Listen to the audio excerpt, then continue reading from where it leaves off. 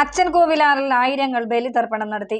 കോന്നി കല്ലേലിയപ്പൂപ്പൻകാവിൽ ബലിതർപ്പണത്തിനായി നിരവധി ഭക്തജനങ്ങളെത്തി. കർമ്മി ചൊല്ലിക്കൊടുത്ത മന്ത്രങ്ങൾ ഉരുവിട്ട് പിതൃക്കൾക്കായി ബലിതർപ്പണം നടത്തിയത് അനേകം ഭക്തർ. വർദ്ധനം പവിത്രധാരണം നമഃ. നന്നായിട്ടൊന്ന് പ്രാർത്ഥിച്ച് വലത്തുകൈയുടെ മോതിരവരിൽ എല്ലാരും പവിത്രം ധരിച്ച് സംശയമുള്ളവരുണ്ടെങ്കിൽ തിരുമേനി വല്ല ശ്രദ്ധിക്കുക കേട്ടോ. വലത് കൈയുടെ മോതിരവരിൽ ഇട്ടതിന് ശേഷം ചാന്തർഫ എടുക്കുക. എല്ലാവരുടെ ഇലയിലും കണ്ടോ ചാന്തർഫ. ആ ചാന്തർഫ എടുത്ത് രണ്ടായിട്ട് പകുത്ത് ചെവിയുടെ രണ്ട് സൈഡിലും മുട്ടിച്ച് പിടിക്കുക. പറഞ്ഞു ഓം ശുക്ലാംബരധരം വിഷ്ണും ശശിവർണം ചതുർഭുജം പ്രസന്നവദനം ധ്യായേത് സർവ വിഘ്നോപശാന്തയെ. തൊഴുതു പിടിച്ച് ഓം കുശോസി കുശപ്രഷ്ടോസി ബ്രഹ്മണ നിർമ്മിതം പുരാ പിണ്ഡസ്ഥാനേ ദർഭാസനം നമഃ. ഇടത്തോട്ട് 3 പ്രാവശ്യം ഒഴിയുക. എങ്ങനെ പിതൃക്കൊക്കെ ഇങ്ങനെ ഇടത്തോട്ട് 3 പ്രാവശ്യം നമ്മുടെ മുഖത്തിന് 3 പ്രാവശ്യം ഒഴിഞ്ഞ് അത് രണ്ടായിട്ട് പകുക്കുക. എന്നിട്ട് വലത് കൈയിലെ ദർഭ എന്താണ്? മുകളിലത്തെ ഇലയും വെക്കുക. പിതാവിനെ സങ്കല്പിച്ച് ഇടത് കൈയിലെ മാതാ സങ്കല്പമാണ് കേട്ടോ അങ്ങനെ വെക്കുന്നത്. വെള്ളം തിലോദകം ഒന്ന് ഒഴിച്ചു കൊടുത്ത് സ്വാമി. ഗതിരേക്ഷ നവിദ്യതേ ആവാഹയിഷേ താൻ സർവാൻ കുശപ്രഷ്ടേ തിലോദകേ. മുകളിലത്തെ ഇല തന്നെ തളിച്ച് അതങ്ങോട്ട് കൈ നനയ്ക്കുക സ്വാമി.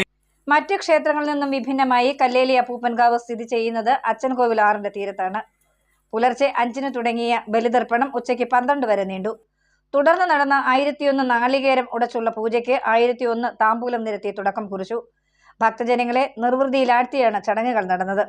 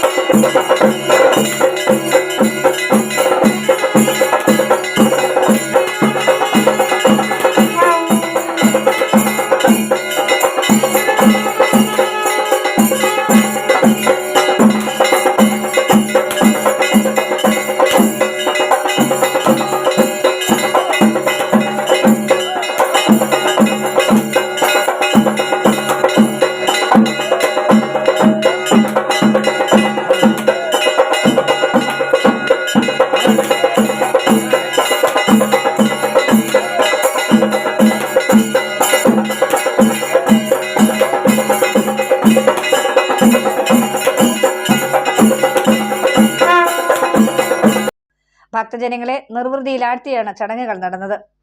കോരിച്ചൊരിയുന്ന മഴയെ പോലും അവഗണിച്ചാണ് കല്ലേലിയപ്പൂപ്പന്റെ മണ്ണിൽ ഭക്തി സഹസ്രങ്ങൾ തൊഴുകൈകൂപ്പി നിന്നത്. ആര്യ ദ്രാവിഡ സംസ്കാരം ഉൾക്കൊള്ളുന്ന ക്ഷേത്രമാണ് കല്ലേലി എന്ന് ക്ഷേത്ര സെക്രട്ടറി അഡ്വക്കേറ്റ് CV ശാന്തകുമാർ പറഞ്ഞു.